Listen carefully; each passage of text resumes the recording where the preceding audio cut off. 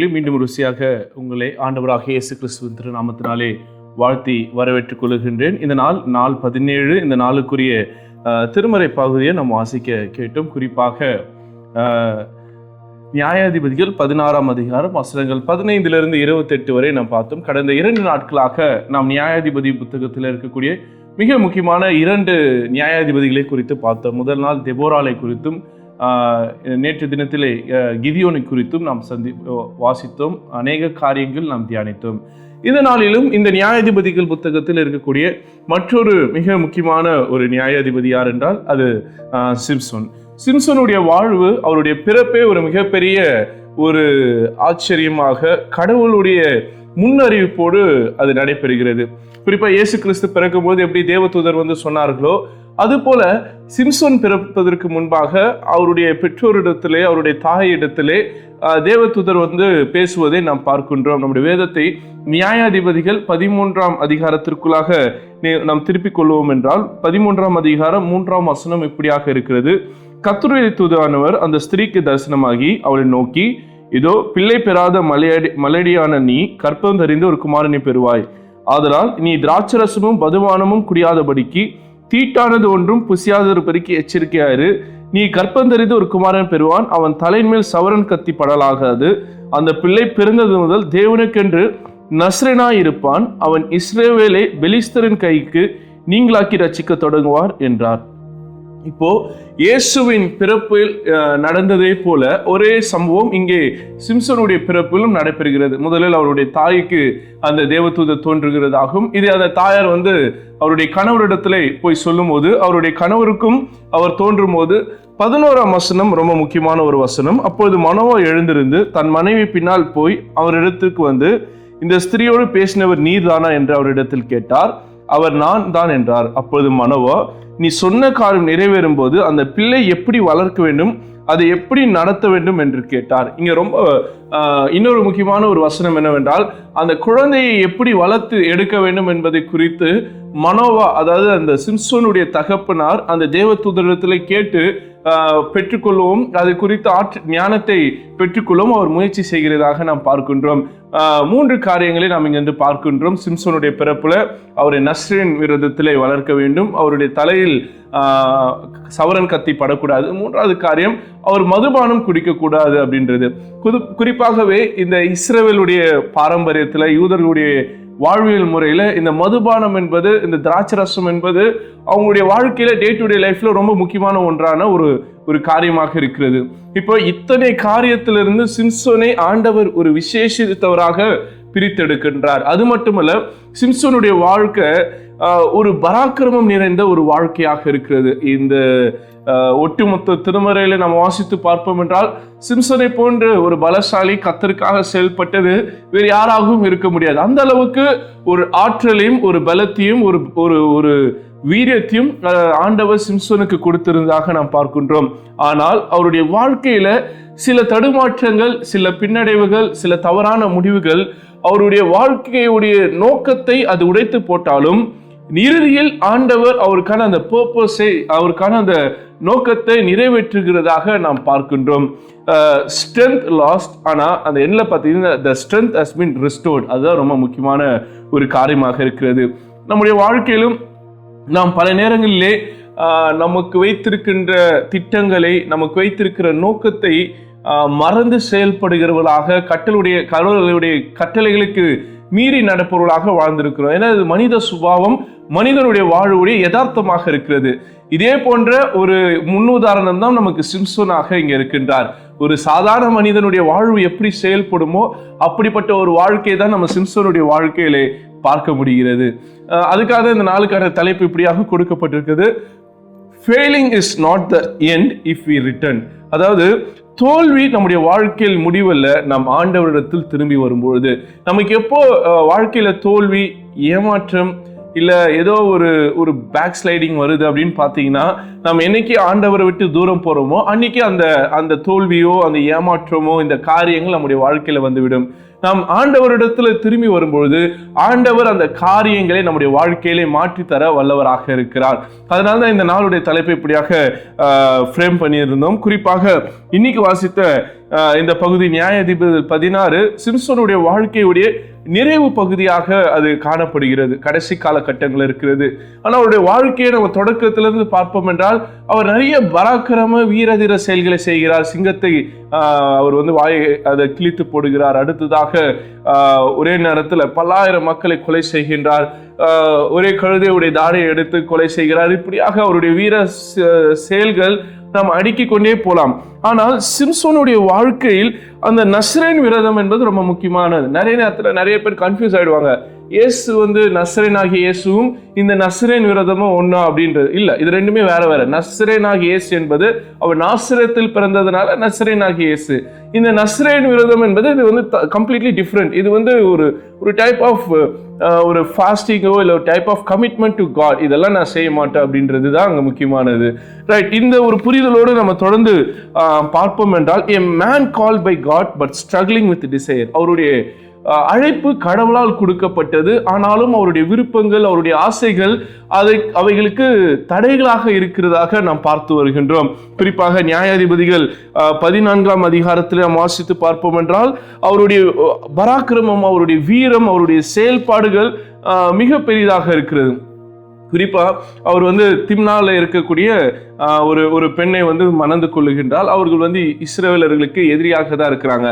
ஆனால் மணந்து கொள்ளும் போது அந்த திம்னா பகுதியை சார்ந்தவர்கள் குறிப்பாக அவங்க இதை வெறுத்த போதிலும் அந்த பிலிஸ்தியர்கள் இந்த மனைவியை சிம்சோனுடைய மனைவியை மிரட்டி காரியங்களை சாதித்து கொள்ளவும் ஒரு கட்டத்துல சிம்சன் அந்த பெண்ணை விட்டு தள்ளி வந்துடவும், ஏன்னா அந்த பெண் தன்னை ஏமாற்றுகிறார், அந்த விடுகதைகளுக்கெல்லாம் பதிலை கேட்டு சொல்றானோன்னு அவங்க விட்டு தனியா வந்துட்ட பிறகும் அந்த பெண் அவருடைய உயிரை காப்பாற்றுவதற்காக அந்த திம்னா நாட்டை சேர்ந்த பெண் அவருடைய உயிரை காப்பாற்றிக் கொள்வதற்காக இதெல்லாம் செய்த போதிலும் அந்த பெலிஸ்தியர் அவளையும் அவருடைய தகப்பனையும் எரித்துக் கொள்ளுகின்றார்கள்.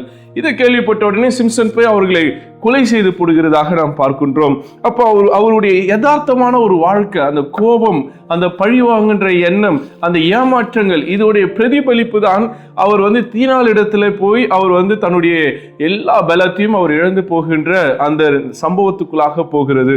அப்போ அவருடைய விருப்பங்கள், டிசையர், அவருடைய கட்டுப்படுத்த முடியாத ஒரு எண்ணங்கள் அவருடைய வாழ்க்கையின் பல தோல்விகளுக்கு வித்திடுகிறதாக நம்ம பார்க்கிறோம். நம்ம வாழ்க்கையில கூட நிறைய நேரங்களில் இப்படிப்பட்ட டிசையர்ஸ், இப்படிப்பட்ட விருப்பங்கள் நமக்கு ஒரு மிகப்பெரிய ஏமாற்றத்தையும் மிகப்பெரிய தோல்வியும் நம்முடைய வாழ்க்கையிலே கொண்டு வருவது யதார்த்தமான ஒரு காரியமாக இருக்கிறது. அதனாலதான் we need to be focused on our purpose. நம்மளுடைய நோக்கம் என்ன, நாம் எதற்காக அழைக்கப்பட்டிருக்கிறோம், கடவுள் எதற்காக நம்மை அழைத்திருக்கிறார் என்பதை குறித்து ஒரு திட்டத்தோடும் ஒரு நோக்கத்தோடும் நாம் செயல்பட ஆண்டவர் இந்த இரவுகளிலே நம்மை மீண்டும் அழைக்கிறார். இன்னும் சொல்ல போனோம்னா லெந்து நாட்கள் என்பது நம்முடைய அழைப்பையும் நம்முடைய நோக்கத்தையும் மறுபடியும் நாம் சுய பரிசோதனை செய்து கொண்டு அந்த போக்கஸ்ல நம்ம டிராவல் ஆகிறோமா, கடவுள் அழைத்த அழைப்புல நம்ம இருக்கின்றோமோ. ஒருவேளை சிம்சனை போல நாம் அந்த டிசையர்ஸ்னால நாம் விழுந்து போய் நிற்கிறோம் என்றால் நாம் மீண்டும் புதுப்பித்துக் கொள்ள அந்த போக்கஸ் நோக்கி நாம் பயணிக்க ஆண்டவர் மறுபடியும் நம்முடைய வாழ்க்கையிலே இந்த வாய்ப்பினை கொடுத்திருக்கின்றார். அடுத்ததாக இந்த தீனாளுடைய வாழ்க்கையினாலே, தீனாளுடைய பழக்கத்தினாலே சிம்சோனுடைய வாழ்க்கை ஒரு மிகப்பெரிய ஒரு இக்கட்டான சூழ்நிலைக்குள் அவர் மாட்டிக்கொள்கிறதாக இந்த நாளிலே நாம் வாசிக்க கேட்டோம். குறிப்பாக அவருடைய பலம் எதிலே அடங்கி இருக்கிறது என்று எல்லாருக்கும் அது ஒரு மிகப்பெரிய ஆச்சரியம். எப்படி சிம்சன் இப்படிப்பட்ட ஒரு பலவானாக இவ்வளவு பெரிய ஆற்றல் நிறைந்தவராக இருக்கிறார் என்பது அவர்களுக்குள்ளாக இருக்கிற மிகப்பெரிய கேள்வியாக இருக்கிறது.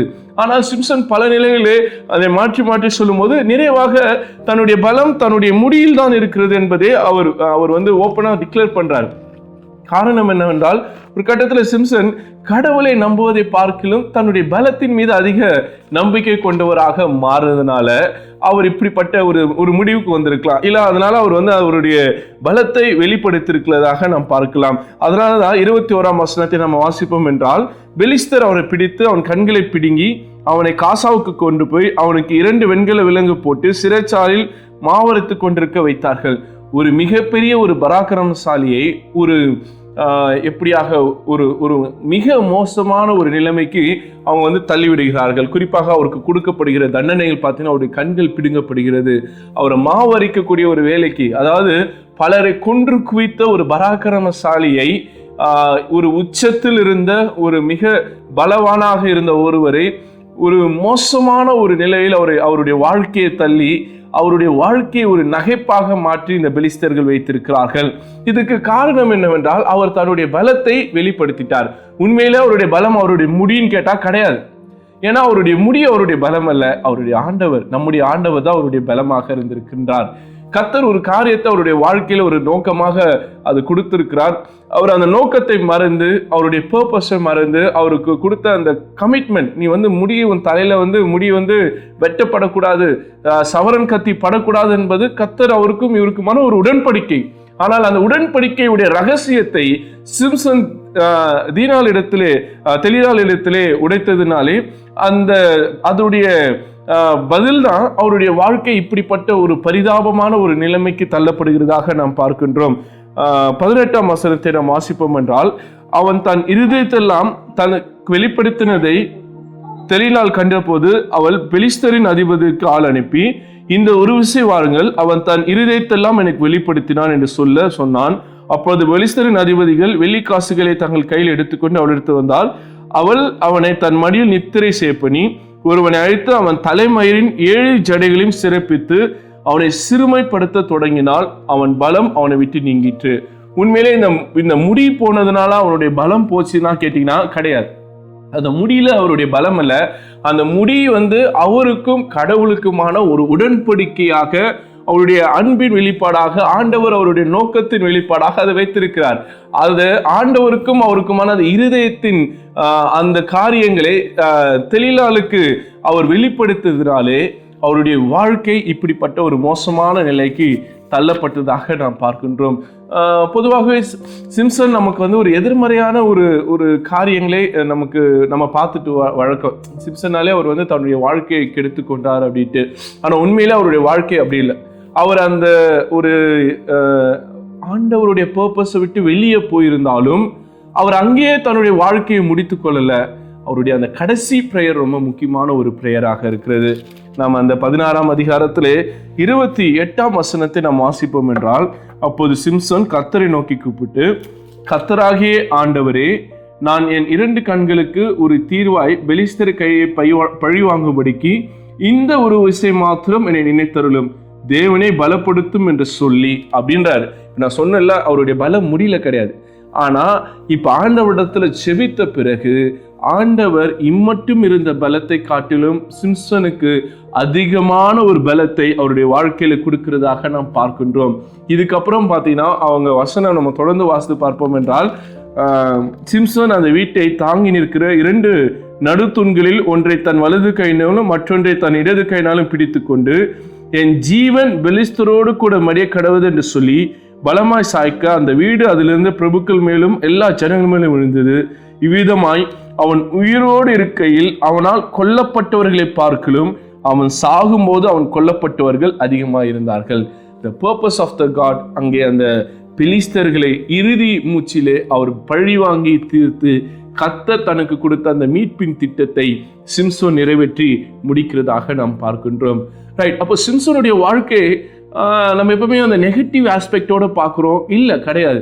சிம்சோனுடைய வாழ்க்கை ஏன் இப்படி நெகட்டிவாக மாறுச்சுன்னா அதுக்கு நிறைய காரணங்கள் உண்டு.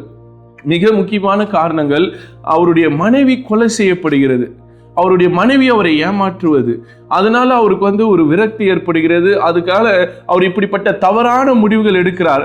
ஆனால் ஒரு கட்டத்திலே சிம்சோன் தன்னுடைய உள்ளத்தை புரிந்து கொண்டு, தன்னுடைய வாழ்வின் நோக்கத்தை புரிந்து கொண்டு, கர்த்தருக்காக மரிக்கவும் அந்த மரணத்தை ஏற்றுக்கொள்வதற்கு முன்பாக அந்த எதிரிகளை கொலை செய்துவிட்டு அவர்களை எல்லோரையும் அழித்து விட்டு தான் சாக வேண்டும் என்று கர்த்தரிடத்தில் அவர் ஏறெடுக்கிற ஜெபம் மிக முக்கியமானது. பொதுவாக சிம்சனை குறித்து என்ன சொல்லுவாங்கன்னா, அவர் ஒரு இளைஞராக இதை செயல்பட்டார் அப்படின்ட்டு கிடையாது. நீங்கள் அதே நியாயாதிபதிகளில் 15ஆம் அதிகாரம் 20ஆம் வசனத்தை நாம் வாசித்து பார்ப்போம் என்றால், அவன் பெலிஸ்தரின் நாட்களில் இஸ்ரவேலை 20 வருஷம் நியாயம் விசாரித்தான் என்று இருக்கிறது. அப்போ ஆல்மோஸ்ட் இந்த காரியங்கள்லாம் நடக்கும்போது அவர் ஒரு 50லேருந்து 60 அந்த ஏஜ்குள்ளே தான் இருப்பார். ஏன்னா 20 வருஷம்னா கண்டிப்பாக ஒரு 20-30 வருஷத்துல தான் அவர் அந்த நியாயாதிபதியாக இருப்பார். அப்போ ஒரு 20 வருஷத்துல ஒரு 50-60 வயசுல தான் அந்த நிகழ்வெல்லாம் அவருடைய வாழ்க்கையில நடந்திருக்கும் என்று கருதப்படுகிறது. இத்தனை வயதாகி கூட அவர் அந்த மரணத்தை ஏற்றுக்கொள்ளும் போது கர்த்தருடைய திட்டத்தை நிறைவேற்றுவதற்காக தன்னை முழுமையாக சிம்சன் ஒப்பு கொடுத்ததை நாம் பார்க்கின்றோம். அப்போ இதுவரை அவருடைய வாழ்க்கையில் அவர் செய்த காரியங்கள், பராக்கிரம காரியங்கள், கர்த்தருக்காக அவர் செய்த எல்லா செயல்பாடுகள். பொதுவாகவே நியாயாதிபதிகள் புத்தகத்தை நம்ம ஒரு ஜட்ஜ்மெண்டலா ஒரு கிரிட்டிக்கல் பார்வையில் பார்த்தோன்னா நிறைய ரத்தங்கள் அதிகமாக காணப்படுகிறது. ஏன்னா எல்லா இடத்துலையும் கொலை, அதுவும் மாஸ் மர்டர்ஸ் தான். இப்போ 300 பேர் வெட்டி சாய்க்கிறார் அப்படின்னா அங்கே எவ்வளோ ரத்தம் இருக்கும். அது போல தான் எல்லாமே, கிதியோனாக இருக்கட்டும், எல்லா இதாக இருக்கட்டும். காரணம் இங்கே ஒரு யுத்தத்துடைய முழுசா இந்த நியாயாதிபதிகள் புத்தகத்தில் அடங்கி இருக்கிறதாக நாம் பார்க்கின்றோம். இதில் அவருடைய வாழ்நாளை காட்டிலும் அவருடைய மரணத்தின் சமயத்திலே அவர் அந்த எதிரிகளை கொன்ற எண்ணிக்கை அதிகம் சொல்லும்போது, அப்போ கர்த்தருக்காக சிம்சன் எவ்வளோ வைராக்கியம் உள்ளவராக வாழ்ந்திருக்கிறார் என்பதை நாம் புரிந்து கொள்ள முடிகிறது. ரைட். அப்போ அந்த பர்பஸை அவருடைய மரணத்தின் வேலையிலே அவர் நிறைவேற்றுகின்றார். அடுத்தது இங்கே நம்ம கற்றுக்கொள்கிற ரொம்ப முக்கியமான ஒரு காரியம், நாம் எந்த நிலையிலும் நாம் மனம் மாறினாலும் ஆண்டவர் நம்முடைய மனமாற்றத்தை ஏற்றுக்கொள்கிறவராக இருக்கிறார். பல நேரங்களில் நம்ம யோசிப்போம், நம்ம தவறாக வாழ்ந்துட்டு இருக்கோம், நம்ம தவறு செஞ்சுட்டோம், மறுபடியும் ஆண்டவரிடத்தில் திரும்பி போகிறதுக்கு நமக்கு தகுதி இல்லை, நமக்கு நேரம் இல்லைன்னு நினச்சோன்னா, இங்கே சிம்சன் நமக்கு ஒரு முன்னுதாரணமாக இருக்கிறார்.